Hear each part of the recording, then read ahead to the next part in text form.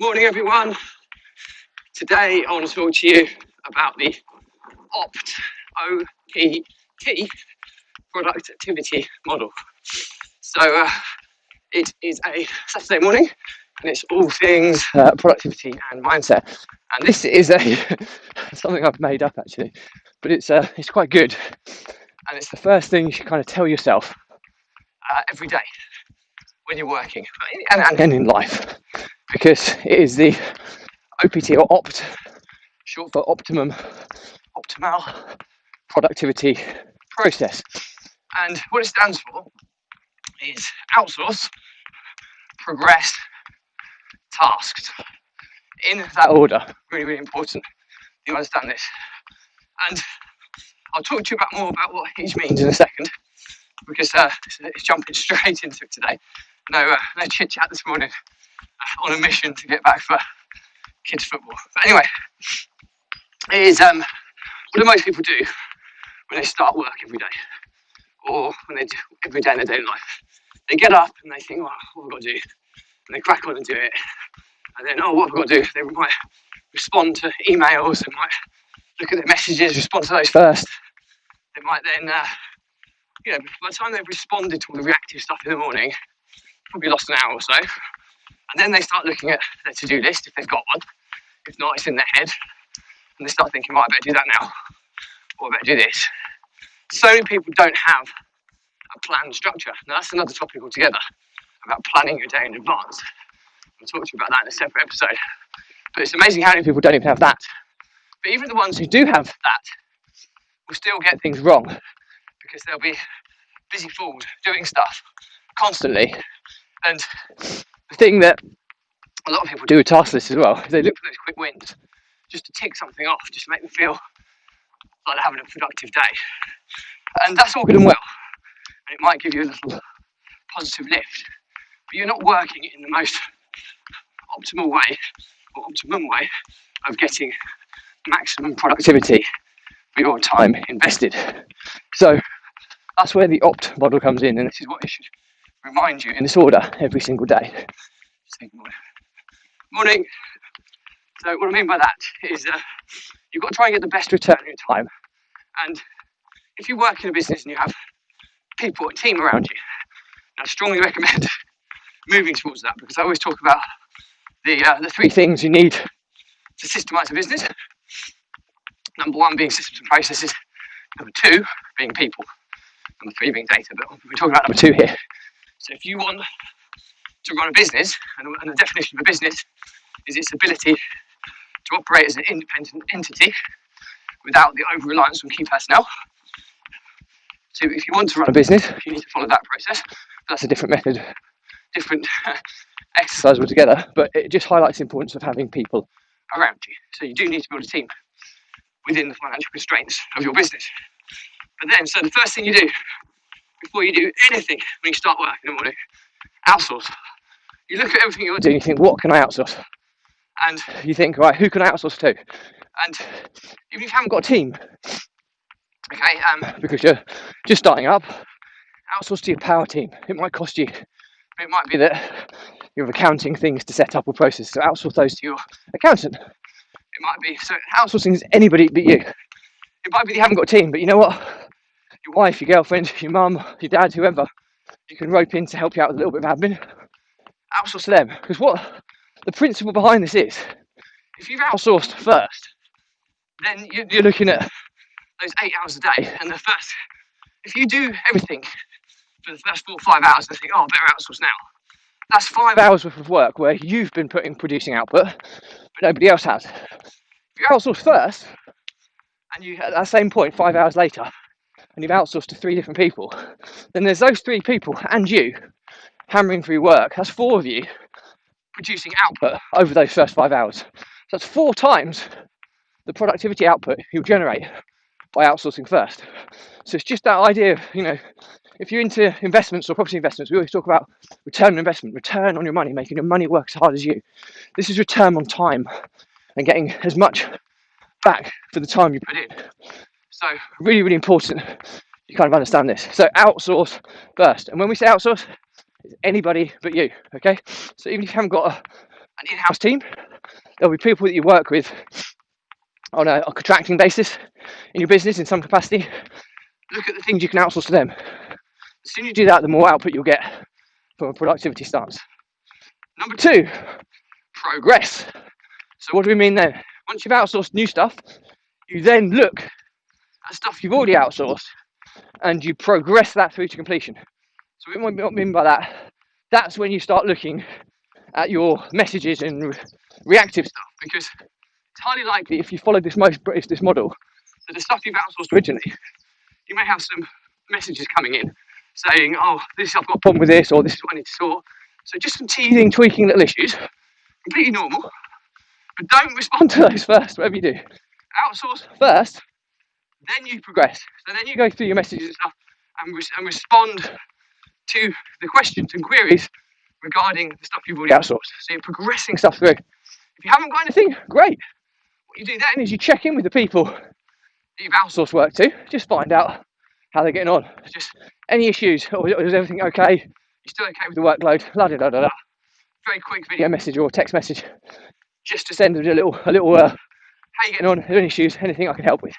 That side of things, and that progresses them to getting that completed. And it just gives them a little reminder if they've been distracted that you're waiting for that work to be completed. So again, there's another useful tap in that. But the progress side of things, really important. There's no point outsourcing and then just forgetting it. In an ideal world, they will all produce the desired result on the first occasion. But in the reality of outsourcing, there will be an element of communication, back and forth, and feedback loop in order to get the desired result correct.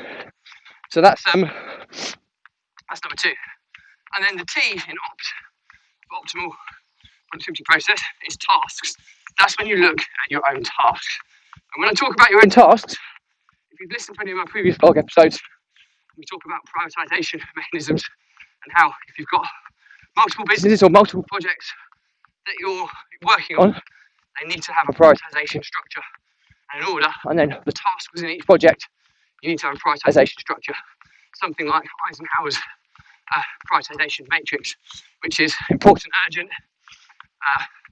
important, non-urgent, not important, urgent, and not important, not urgent. Those 4 things. So every task that I have has one of those categories attached to it, and I then have a list of priorities or projects at a higher level. And my thing I do every day is I just work from the top to the bottom, progressing the important, urgent stuff. That's the big, juicy stuff with deadlines. That's the stuff that needs to happen to move things forwards. And I work through all my projects for that first, and then I start from the top project again and work through it again for the important but non-urgent stuff. Anything that's not important but urgent, I outsource. So if you're struggling with stuff to outsource, look at that stuff first. And then for anything not important, not urgent, I just bin off. I just get rid of. It's not needed. So I hope that's helped. So if I'm summarising this episode, and it's a really important one today, because we all sway. I even have to remind myself I created this. There's other variations of it as well, I'm sure. But I have to remind myself of this all the time. And the reason I like the opt model, it means optimum. And I love working in the optimum way, for optimum productivity. So I really like that word, which is why I've created this acronym that really works. And it just reminds me to work in the most optimal way, which is really, really important. So to summarise, as I said, outsource first. Do not get sucked into reactive chitter-chatter first thing in the morning. A lot of people pick up the phone and messaging and all that stuff. Ignore all that. Get started. Task list. What can you outsource? What stuff can you outsource now? And you get that off your plate straight away. That's the first thing you do. Outsource means anybody but you. So it can be, if you haven't got a team or people around you, use contractors or people in a professional capacity. You might have accountants, you might have solicitors and people that you can pass things over to, part of their role. So it can be anybody but you. You can even pull your girlfriend, your husband, your boyfriend, your mum, your dad, whoever, to give you a bit of admin support, whatever. But anybody but you. So have an outsourcing hierarchy of people who you can pass things over to. That's the best way of getting a return on your time. Number 2, progress. That's when you start looking for your messages and things and seeing what's any queries on the stuff that you've already outsourced. Okay, really, really important here. You're then responding to any queries, any issues that people have got to progress the stuff that you've previously outsourced. So this generally comes into its own once you've already adopted this outsourcing process. So the progress is progress the previously outsourced tasks through to completion. If there are any questions or any queries, you answer those. If there's not, you just check in with the people you've outsourced to. Just say, hi, Derek, or whatever your name is. Just check in, how you getting on with this task, or the task I gave you a couple of days ago. Any problems? Are we still on track to get it completed by X? Something like that. It's just a little progression message, which will just keep your team on point with those things that you need done to move your business forward. So really, really important that you don't miss the progress section of this process. So many people outsource and they forget, and then they forget that they've outsourced stuff, and then they don't get the results that they're looking for. Or when they do come back in, they come back in at substandard because they haven't given the clarity in the delegation in the first instance, or they've not provided the feedback loop or support to ensure that it's right. So basically they've missed the progress stage. And then number 3, you then work on tasks, which are your tasks. And you don't just work on tasks with no structure to it. You prioritize them in order of the projects or the businesses that you're working within. So you have an order, and then you use a mechanism, something like Eisenhower's prioritization matrix, where you're looking at not important, urgent, not important, urgent, urgent, not important, not urgent, not important, in that order. And you work through the order of your projects on the important, urgent stuff for all of them. You then go back to the top and start working through them in important but not urgent. And anything that's urgent but not important, you delegate. And anything that's not important, not urgent, you just cancel. So it's quite a lot to take in here, but just tell yourself in the morning, every morning, optimal productivity, optimal. I have to be working at the optimum level. Okay, just tell yourself that over and over again. Hopefully that will remind you of the OPT model, which is OPT, which stands for outsource, progress, tasks, and hopefully it'll change your way that you structure your workload, and it will supercharge the productivity levels of you and your team. So that's it for me today. Hope you found this useful. As always, any comments, just drop your questions, drop me a comment, I'll respond to every one. If it's a bigger topic, I'll do a blog episode and tag you in. If it's not for you, absolutely fine. Unfriend, unfollow me. I'll stop cluttering up your social feeds. But before you go, do check out my Runpreneur Facebook group or my Kevin Britton Runpreneur YouTube channel, whereby you'll have 130 odd episodes catalogued nice and neatly by topic, and it will be a free ad hoc resource for you to dip in and out of on an ongoing basis. So don't miss out on that. You'll never be charged for any of this content. And finally, the Runpreneur vlog was set up for entrepreneurs who struggle with overwhelm, anxiety, stress. And it was set up to show how I use exercise as a release mechanism to relieve myself of stress, overwhelm, anxiety, to manage that. And there's so many entrepreneurs out there that bottle it all up. It can lead to mental health, it can lead to physical health related problems.